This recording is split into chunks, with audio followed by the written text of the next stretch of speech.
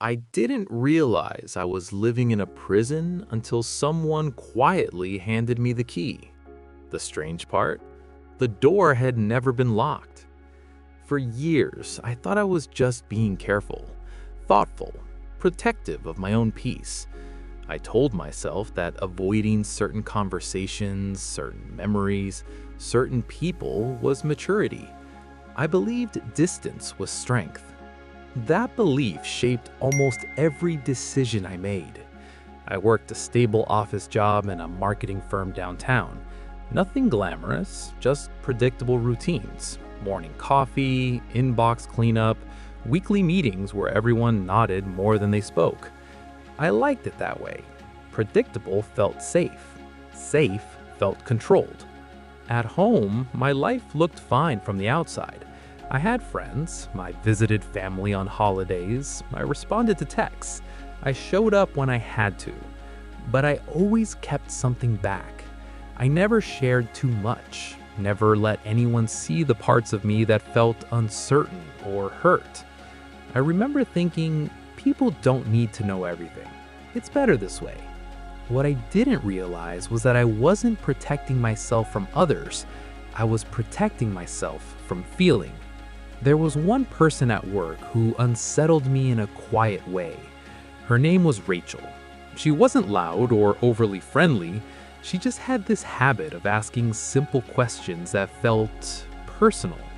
Not inappropriate, just direct. One afternoon, after a long meeting where I barely spoke, she stopped me near the elevator. "You always seem like you're somewhere else," she said casually. I laughed it off, just thinking. She nodded. "What about?" I hesitated. It was such a small question, but my mind went blank.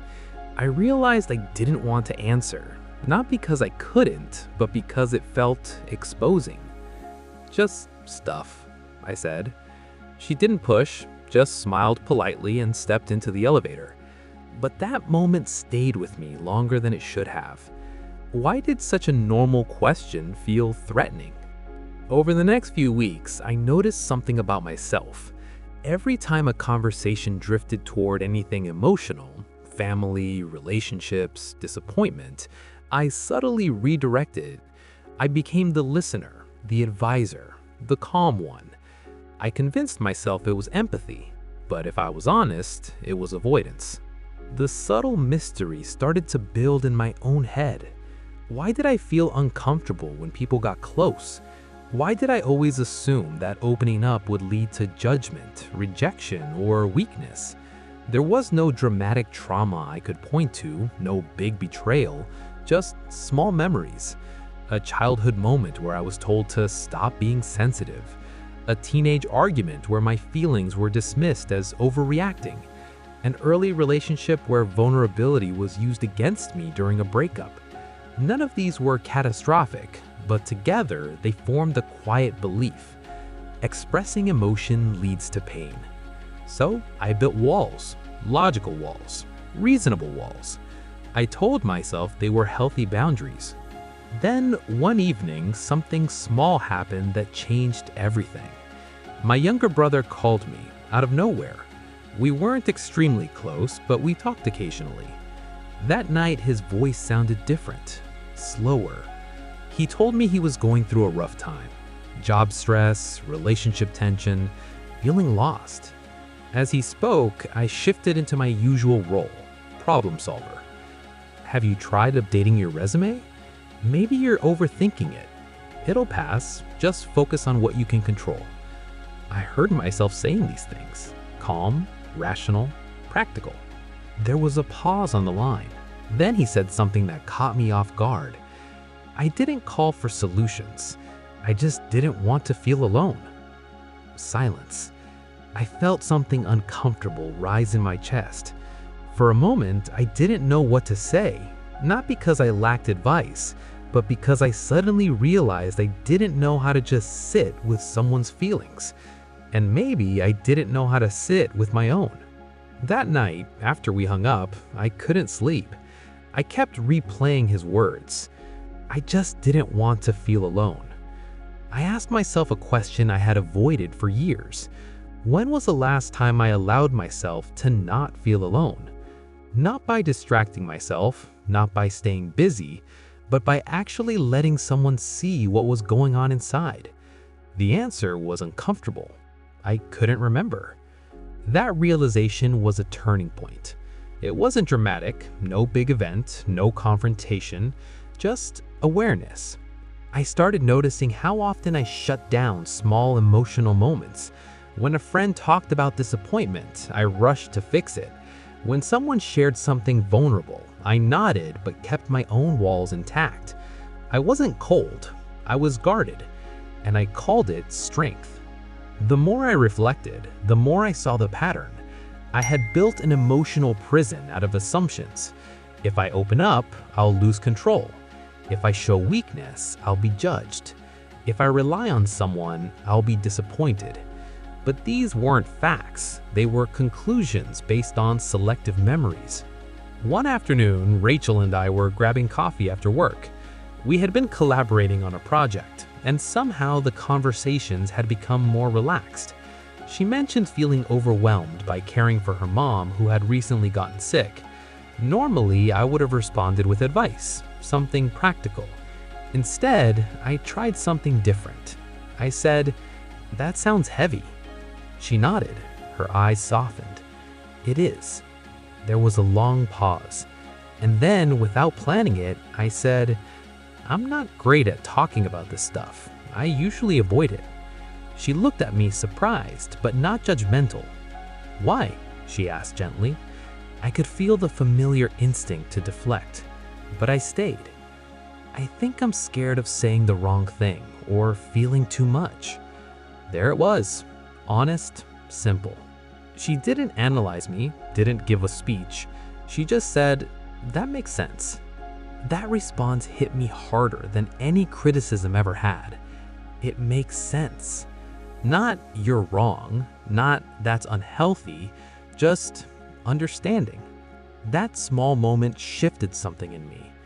I realized vulnerability wasn't about oversharing or dramatic confessions. It was about allowing space, letting conversations breathe without controlling them. Over time, I started practicing small changes. When my brother called again, I asked, "Do you want advice or just someone to listen?" He laughed, "Just listen." So I did. And something unexpected happened. Instead of feeling overwhelmed, I felt connected. The consequences were subtle but powerful. My relationships felt lighter, not because problems disappeared, but because I wasn't constantly managing how I appeared. I began noticing how often people carry invisible emotional weight. How many of us are walking around in our own private prisons, constructed from past assumptions and protective strategies. I also noticed something uncomfortable about myself. I had judged others for being too emotional. But maybe that judgment was a defense mechanism. If I minimized their emotions, I didn't have to confront my own. That realization wasn't pleasant, but it was honest. Breaking free didn't mean becoming a completely open book. It meant questioning the beliefs that kept me isolated. I used to think emotional control meant silence. Now I see it differently. True control is choosing when to open up, not avoiding it entirely. There's a hidden truth about human behavior that I didn't understand before. We don't avoid vulnerability because we're strong. We avoid it because we're afraid of losing our sense of safety.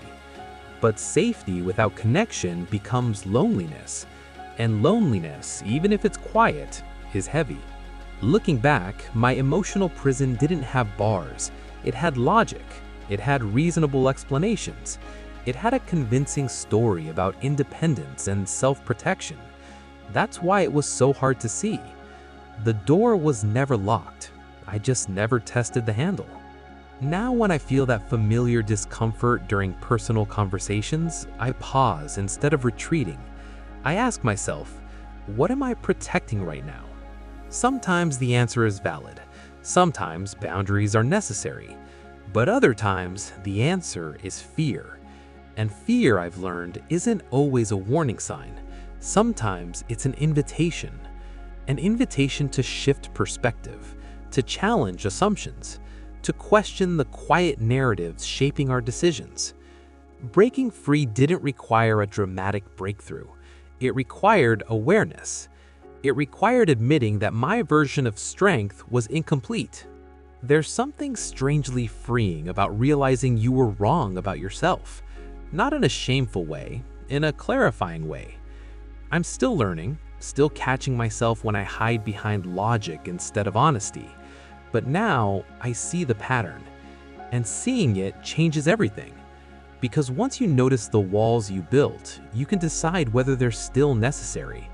Sometimes they are, but other times they're just old defenses protecting you from a version of pain that no longer exists. I used to believe that staying emotionally distant kept me safe. Now I'm not so sure. Maybe real safety comes from knowing that even if you open up and it feels uncomfortable, you'll survive it. Maybe connection isn't about perfect understanding. Maybe it's about presence. And maybe the biggest prison isn't built by other people. Maybe it's built by the stories we tell ourselves about who we have to be in order to stay safe. So here's the question I've been quietly asking myself lately. What walls am I still defending that no longer need to stand?